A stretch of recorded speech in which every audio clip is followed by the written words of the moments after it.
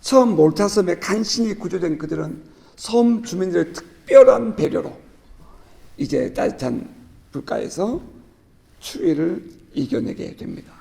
모닥불에 나무를 집어넣다가 바울이 독사에 물렸고요. 하지만 죽지 않는 모습을 보면서 놀란 섬 사람들이 저는 사람이 아니라 신이야 라고 고백하는 내용도 우리가 함께 보았습니다. 그때 그 섬 사람들에게 결정적인 변화가 일어나는데 세계관의 변화를 맞게 된다. 그리고 이제 그 사건 속에서 그 섬 마을의 가장 우두머리였던 보블리오가 자기 아버지가 이질과 열병으로 고생을 하고 있었는데 바울과 그 일행을 자기 집 뜰에서 3일간 머물게 하면서 그 자기 아버지를 바울이 만나게 하고 바울이 그 아버지를 위해서 기도해주고 안수해줬더니 열병이 고쳐지는 것을 보면서 소문이 퍼져서 섬에 있는 많은 환자들이 바울에게 나와 이제 능력으로 복음이 증거되는 사건들을 우리가 지난주에 보았습니다. 그 몰타 섬에서 그러는 동안에 3개월을 지내요. 페어헤븐이라는 크레타 섬의 그 조그만 미항에서 베닉스로 이 배를 옮기고 싶었던 선장과 선원은 베닉스로 가면 곧 로마로 갈 것을 생각한 것이 아니라 겨울을 베닉스에서 나고 싶었기 때문이었습니다. 그래서 그 짧은 거리를 이동하고 했지만 그들이 가지 못하고 결국은 몰타섬까지 오게 되는데 몰타섬에서 이제 겨울을 지내게 돼요. 그게 15일 동안 3개월 동안 머무는 이유입니다. 3개월 동안 그들이 그 몰타섬에서 지내면서 바울은 그들에게 이제 복음을 전하게 되죠.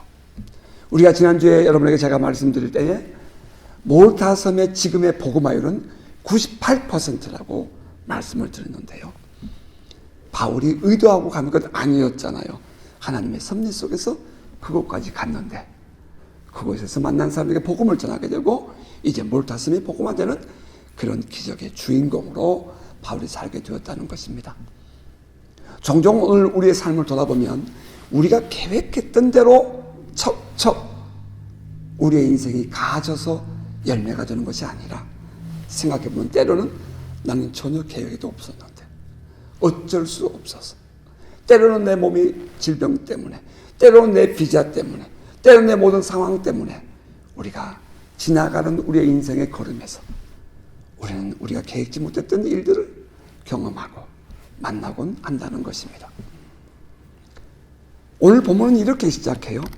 석 달 후에 우리가 그 섬에서 겨울을 난 알렉산드리아 배를 타고 떠나니 석 달 후에 겨울을 지내고 그들이 알렉산드리아에서 온 배를 타고 떠납니다.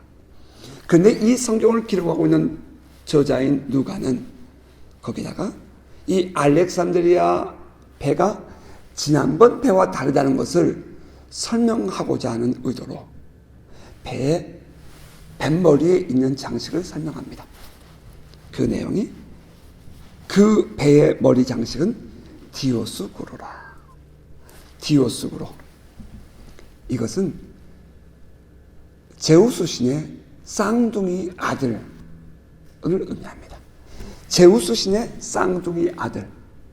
이 뱃머리에 제우스 신의 쌍둥이 아들의 형상을 장식했다는 것은 이 선주와 선장과 선원들은 이 배가 지중해를 항해하는 그 모든 과정에 이 배의 안전을 지켜줄 신은 바로 디오스구로라 하는 의미가 되어 있습니다.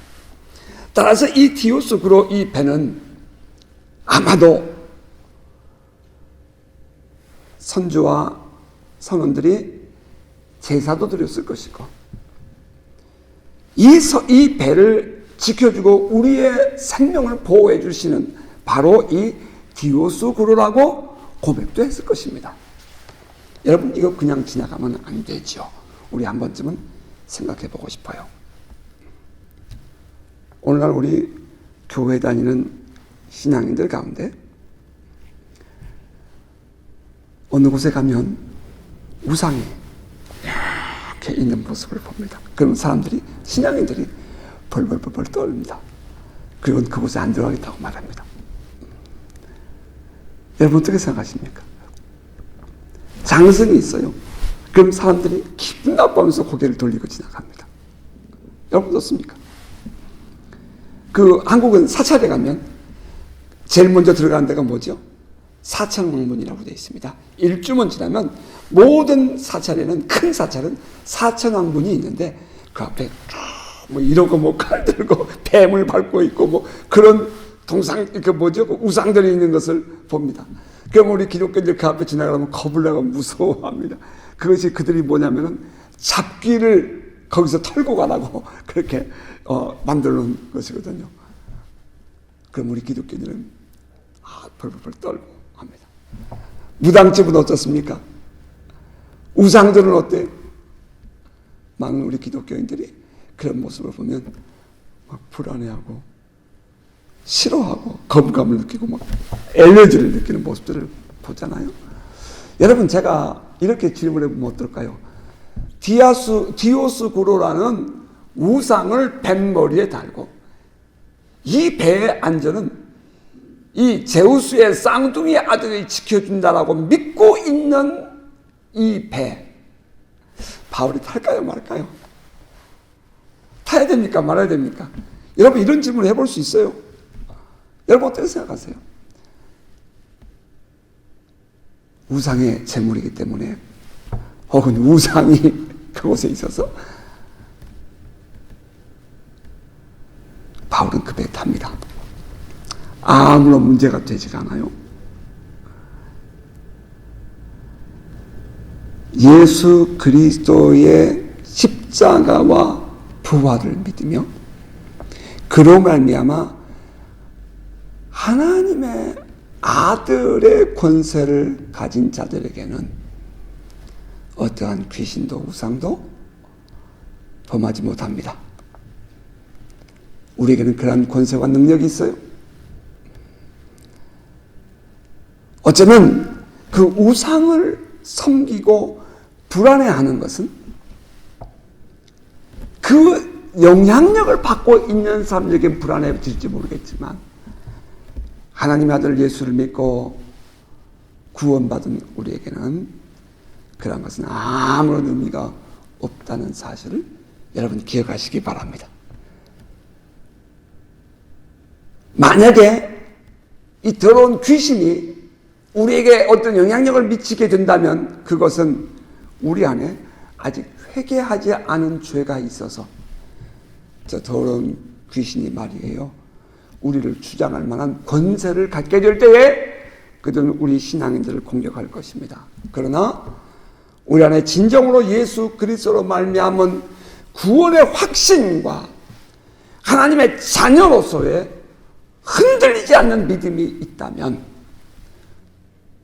원수는 우리에게 아무런 영향을 주지 못하고 우리는 자유로운 신앙인의 삶을 살게 될 것입니다.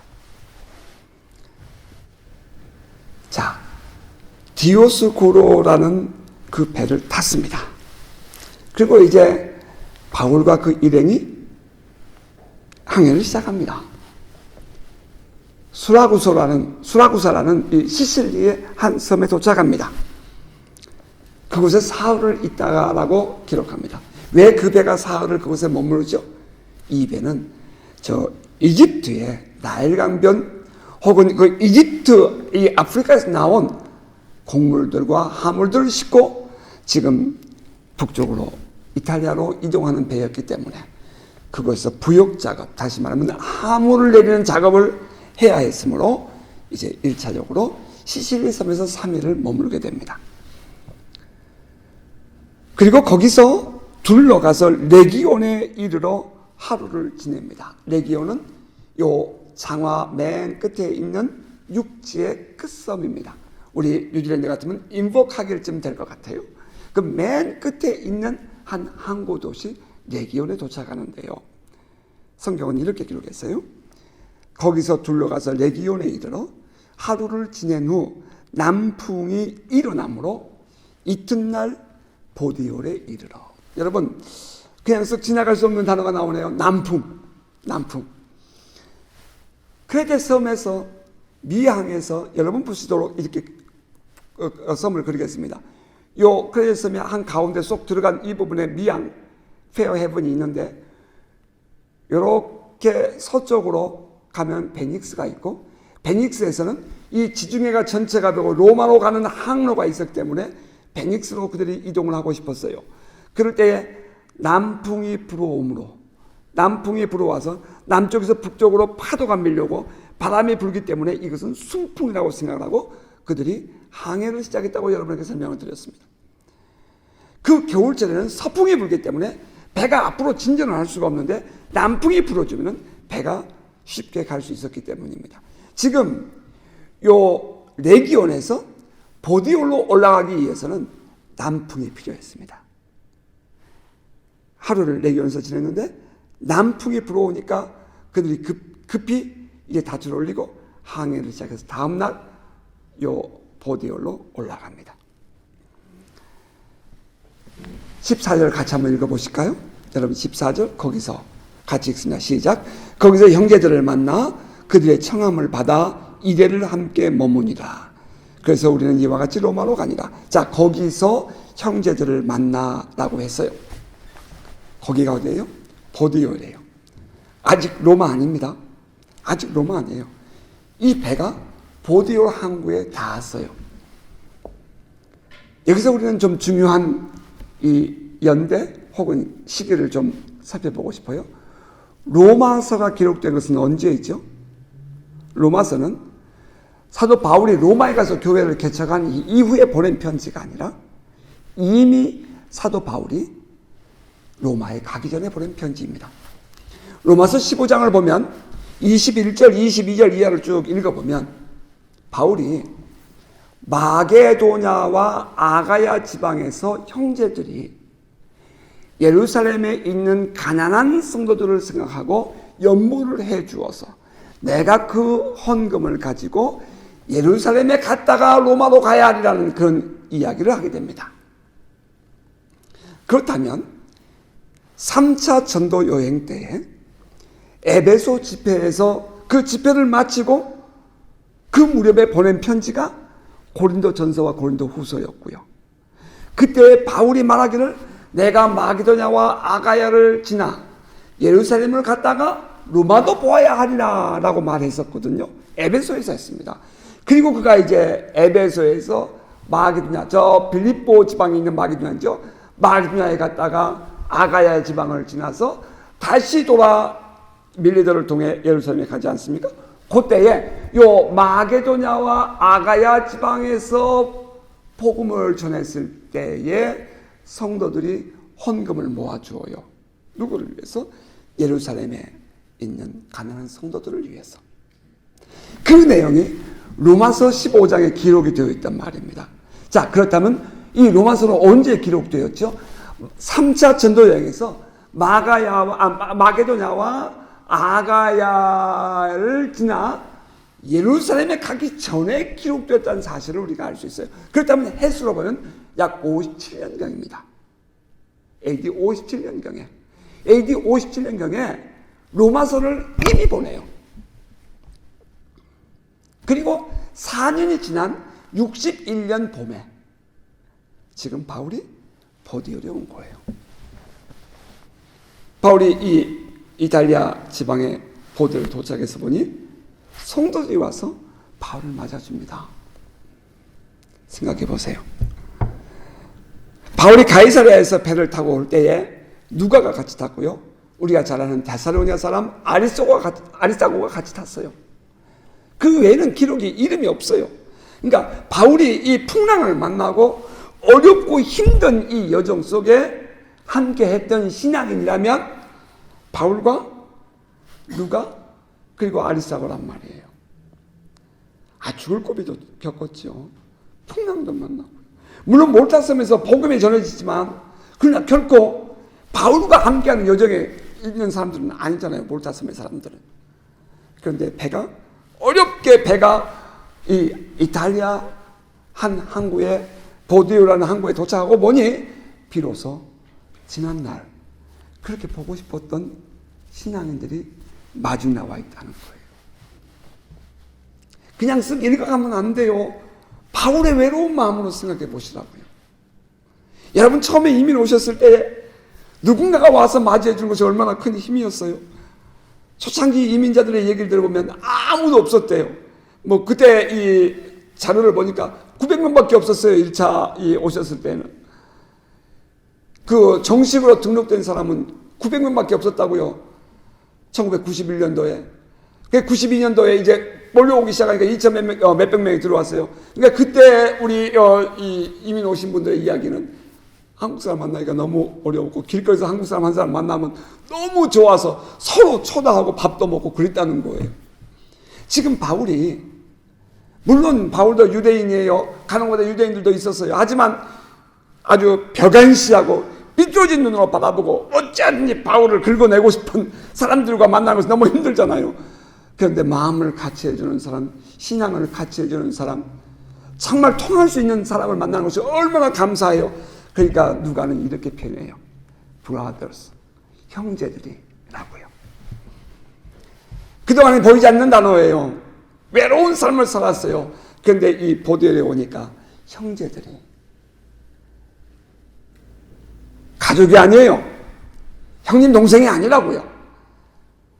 그들이 형제들이라고 부를 수 있었던 것은 딱 하나예요. 신앙을 같이 하는, 생명을 같이 하는 사람들이라는 거예요. 여러분이 이러한 은혜가 있기를 주님으로 축복합니다.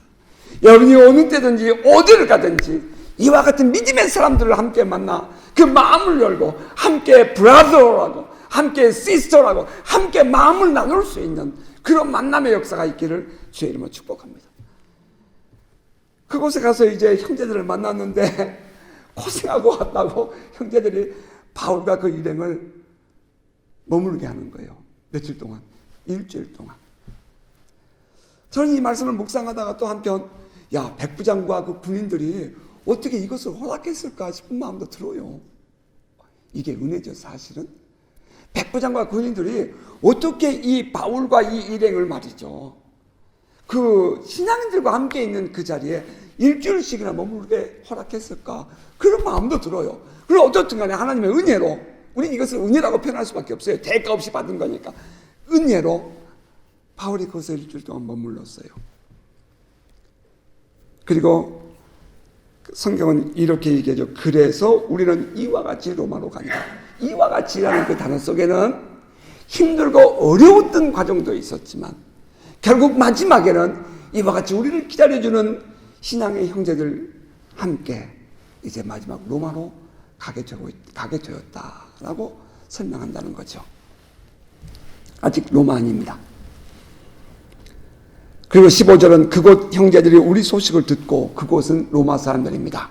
이제 로마로 보내는 바울의 서신을 읽었던 이미 믿는 그 유대의 디아스포라들, 이미 믿는 신앙인들이 지금 바울이 온다는 소식을 듣고 달려오는 것입니다. 마중을 오는 거예요. 로마에서 어디까지? 아비오 광장까지. 그게 한 통로예요. 길이에요. 그 길에 그 많은 사람들이 포럼 오브 아비오스, 이 많은 사람들이 함께 모여서 대화, 이 토론도 하고 뭐 하는 그런 광장에 있는 그런 마을이에요. 거기까지 사람들이 내려와요.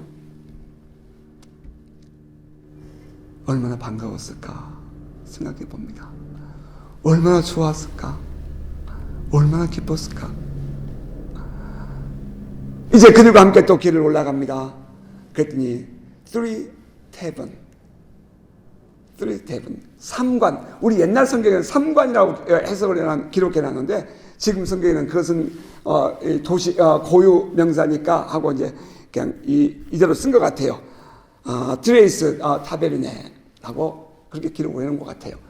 그런데 이 3관, 새 호텔, 새 여관이 있는 그 조그마한 타운에 또 올라갔더니 사람들이 내려와서 바울을 기다리고 있습니다. 자, 그때 그 바울의 심정 어땠을까요? 주님 고맙습니다. 그죠? 주님 고맙습니다. 그 고백이 터져 나올 수밖에 없지요. 성경이 그것을 기록하고 있는 거예요. 그곳 형제들이 우리 소식을 듣고 아비오 광장과 드레이스 타베르네까지 맞으러 오니 바울이 그들을 보고 하나님께 감사하고 담대한 마음을 얻으니라. 어딜 가나 기도하는 사람을 만나면 참 행복하고요. 정말 말씀 안에서 그 복음을 붙잡고 몸부림치는 사람들 만나면 참 감사해요. 그래, 내가 틀리지 않았어. 그래, 내가 옳았어.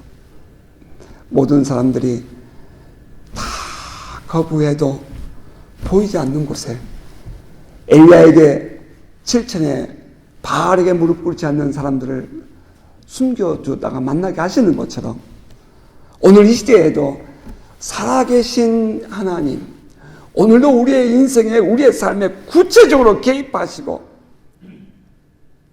친히 임재하시는 그분을 만나고 싶어하고 그분을 섬기는 사람들에겐 그와 같은 믿음의 사람들을 만나게 하신다는 것입니다. 여러분 기대감 있으십니까? 우리는 그것 때문에 때로는 어려운 일도 만났고요. 우리는 그것 때문에 때로는 힘든 과정도 겪었어요. 하지만 당장의 눈앞에 아무도 없다고 해서 없는 것이 아니라 그와 같이 살아계신 하나님을 만나고 싶어하고 하나님을 예배하고 싶어하고 하나님을 목말라 하는 하나님의 사람들이 있다는 것입니다. 그들을 만나는 그 기쁨, 그것이 바울을 담대하게 했다는 거예요. 그리고 이제 이어서 우리가 로마에 들어가니 바울에게는 우리를 지키는 한 군인과 함께 따로 있게 허락하자. 이제야 비로소 바울이 로마에 들어갑니다. 바울은 죄수 신분이었어요. 그에게는 약간의 자유가 주어집니다. 그리고 따로 한 집에서 머물게 하는데 가택연금을 하는 거죠. 이것이 어떻게 가능할까라는 생각을 해보는데 여러분 제가 쉽게 설명해 드릴게요. 우리 뉴질랜드에 한 젊은이가 저에게 전화를 했어요. 신방을 좀 와달래요. 그래서 가봤어요. 우리 포리스트였어요. 그분은 좀 나쁜 짓을 했더라고요. 사고를 쳤어요. 그리고 재판을 받았는데 감옥에 가서 이렇게 있는 것이 아니라 가택연금된 상태였어요. 발찌를 차고 있는데 집에다가 이렇게 그 무선으로 어느 거리가 넘어가면 이게 경찰과 연결되어 있어서 어느 거리를 넘어가면 그러면 삐삐삐 울려서 경찰이 출동을 한대요. 그러니까 이렇게 우편함까지만 이렇게 자기가 살고 있는 거리가 딱 반경이 주어지고요. 집 안에 머물러 있어요. 이게 가택연금된 거예요. 감옥이에요, 감옥. 밖에 못 나가요. 그러면 생활 어떻게 하냐 그랬더니 슈퍼마켓 갈 때는, 가게 갈 때는 경찰에 전화한대요. 그래서 내가 어디 갔다 온다. 그러면 그 사람의 모든 행동이 그렇게 이제 이 관찰된대요. 가택연금이죠, 가택연금. 그러니까 바울이 그때 무슨 그 전자부 와이파이가 있었겠어요. 그런 것은 아니죠. 그러니까 군인을 붙여가지고 가택에 연금된 상태로 머물게 된다는 거예요. 그것이 오늘 이 본문 전체의 내용입니다. 저는 이 본문을 묵상하다가 몇 가지의 이 본문을 통해서 이해를 갖게 되었어요. 그 하나는 복음 전도자 혹은 선교사들이 갖는 마음 혹은 그런 관점에서 본문이 이해가 되더라는 거예요. 바울은 이미 로마에 가서 복음을 전하겠다는 생각을 하잖아요. 에베소 전도를 마치고 57년경에 내가 로마에 가서 로마도 보아야 하리라 하고 했을 때에 그 마음에는 이미 로마를 품었습니다. 우리 선교사들이 어느 나라에 선교를 가고 싶을 때에 그런 마음을 갖지 않습니까? 저는 일본을 품었습니다. 83년도에. 그래서 일본을 가고 싶어서 몸부림을 쳤어요. 그런데 신기한 것은 언어를 준비하고 비자를 신청하면 비자가 막힙니다. 어느 날 신문에 일본 비자가 완전히, 그때는 우리 한국이 좀 어렵게 살았기 때문에 일본의 모든 비자가 막혀버려요. 제가 2번 시도했는데 2번 다 일본을 못 갔습니다. 자, 바울의 입장을 생각해 보십시다. 바울이 로마에 가고 싶어요. 그래서 예루살렘까지 갔다고요. 근데 예루살렘에서 어떤 일을 만나요? 그 유대인들의 폭행을 만나잖아요. 완전히 계단을 못 걸어 올라갈 정도로 그냥 뭐 거의 죽을 지경까지 갔잖아요. 그때 무슨 로마 생각을 하겠어요? 지금 사는 것도 어려운데.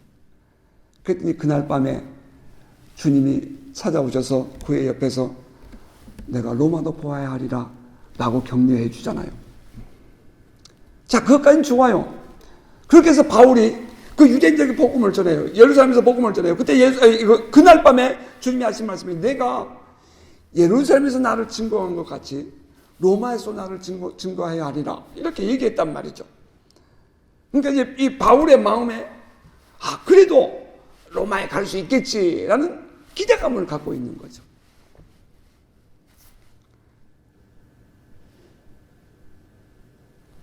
벨리스 총독이 바울을 풀어줄 줄 알았어요. 분명히 그 벨리스 총독도 말하기를 바울에게는 죄가 없다라고 말해요. 그런데도 불구하고 바울을 2년 동안 그 벨리스 총독의 감옥에 바울을 가둬놓습니다. 베스토 총독이 부임했어요. 베스토가 아그리파 왕과 함께 재판을 하면서 만약에 저가 가이사에게 상수하지 않았으면 풀어줬을 거야 라고 말할 정도로 바울에게는 죄가 없다는 것이 증명되었어요. 이제 그런 과정을 지내요. 그러면서 몇 년이 지났어요? 3년, 4년이 지나요.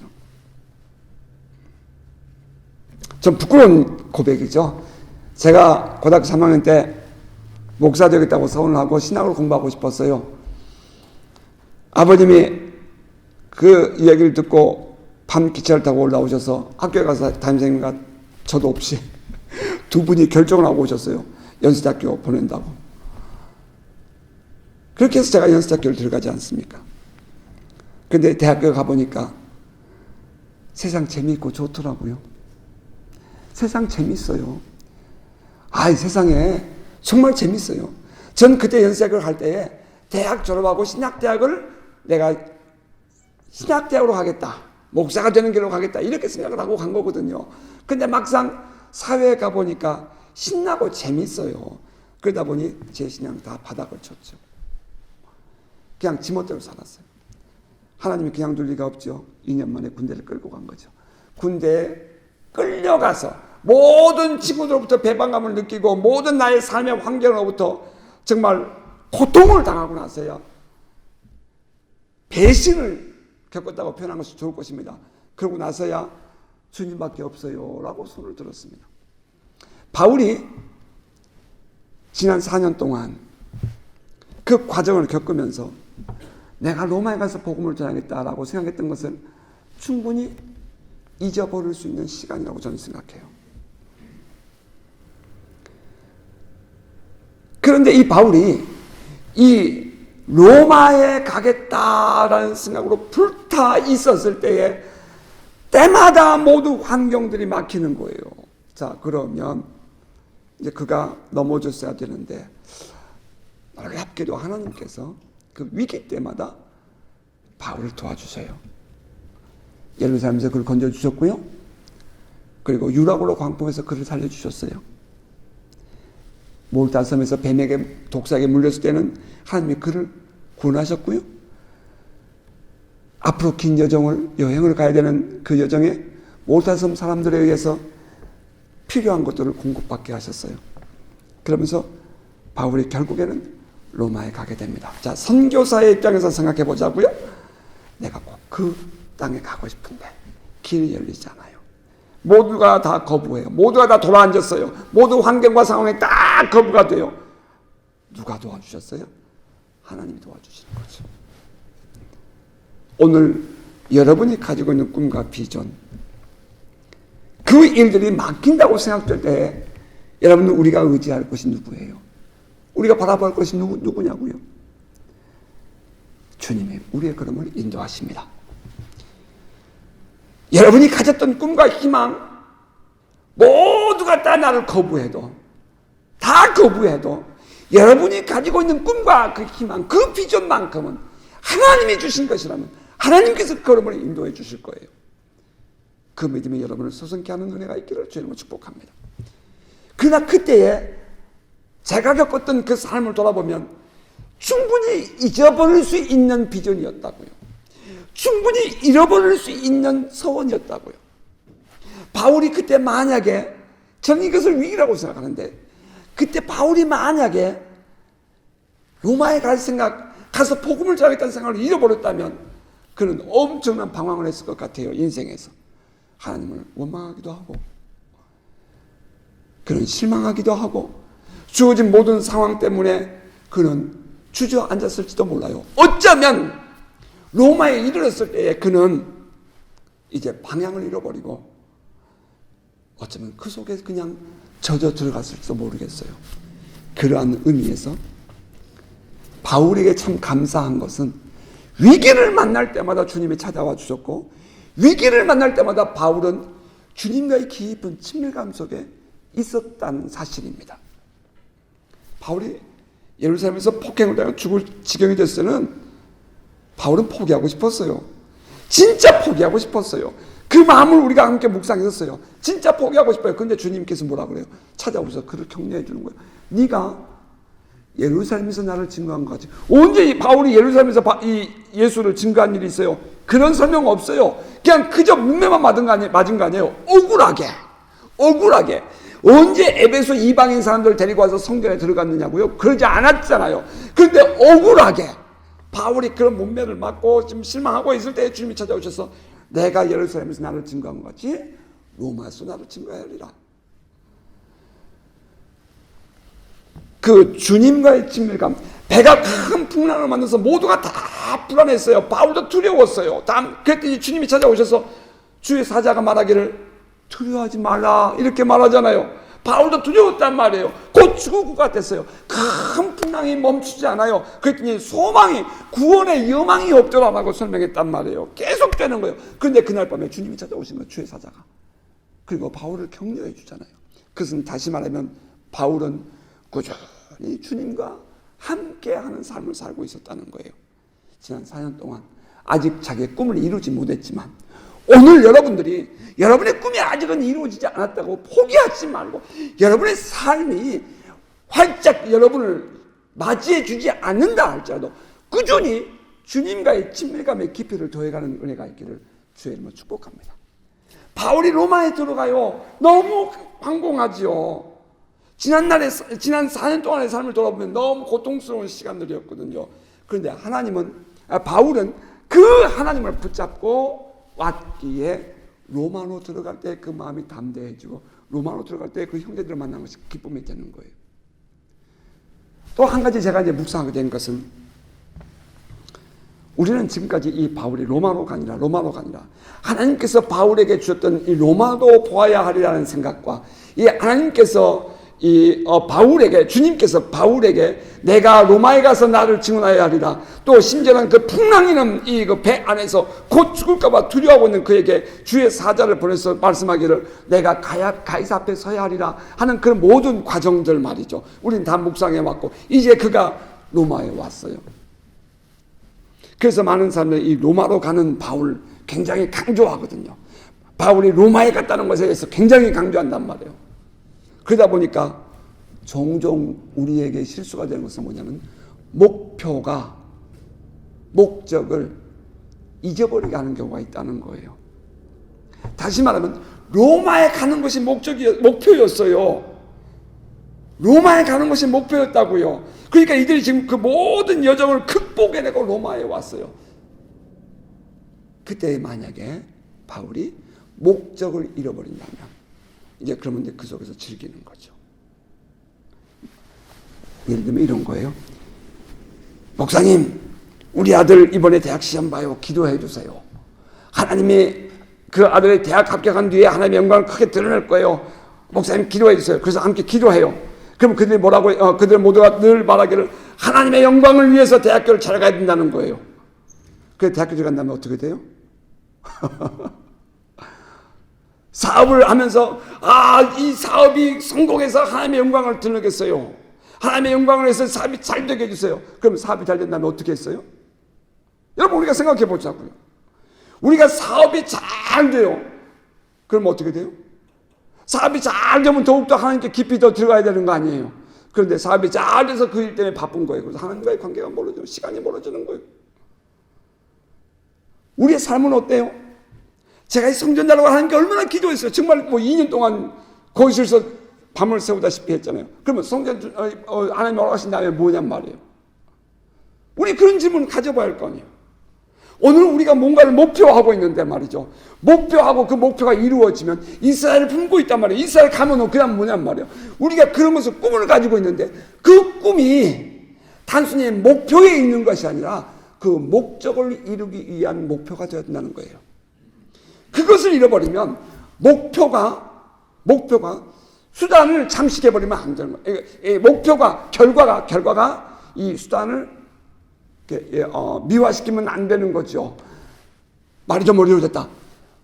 우리가 어떤 목적을, 복음을 전한다는 목적을 가지고 바울이 로마에 가는 것인데, 많은 사람들은 바울이 로마에 갔다는 거, 로마에 가는 동안에 하나님께서 모든 일들을 이루셨다는 거기에 포커스를 두다 보니까 지금 바울이 그 다음에 이루어야 할 일들에 대해서 관심이 작아지는 거예요. 오늘 여러분, 우리의 삶의 목적은 어디에 있습니까? 여러분은 왜 삽니까? 왜 하나님께서 오늘 이 땅에, 이 뉴질랜드 땅에 혹은 우리가 살고 있는 삶의 환경에 머물게 하셨을까요? 여러분이 그것이 회복되시기를 주의 이름으로 축복합니다. 그게 뭐예요? 지금 내가 어떤 생각으로 사느냐 이 말이에요. 어떤 생각에 내가 사로잡혀 사느냐. 아니 뭐 아무 생각 없이 하루하루 그냥 사는 사람도 있어요. 그런 거 말고요. 어떤 생각에 내가 사로잡혀 사느냐. 그것이 바로 나의 삶의 목적 아니겠어요? 궁극적으로 내가 이루어야 할 하나님의 부르심 아니겠어요? 말씀을 맺겠습니다. 바울이 로마로 가요. 로마로 가는 모든 과정 속에 하나님이 함께 하셨고, 바울 또한 하나님 철저하게 신뢰하고 믿고 있었고, 그리고 로마에 갔어요. 이제 다음에 우리가 볼 말씀은 로마에 가서 어떤 일을 하는가가 또 이제 곧 이어지는데. 그러면 바울이 그 모든 과정 속에서 어떻게 여기까지 올 수 있었던가 하는 것을 생각해 볼 때 그의 생각이, 그를 사로잡고 있는 그 모든 마음과 그 모든 생각과 열정이 곧 그의 삶을 규정해 주었다고 생각할 때, 여러분 오늘 여러분이 가지고 있는 생각과 여러분의 삶에 여러분이 길들여져 있는 그 모든 삶의 방법들, 모든 목적들이 여러분의 미래를, 내일을 결정지어 줄 것입니다. 여러분, 오늘, 지금 여러분은 어떤 생각으로 살아가십니까?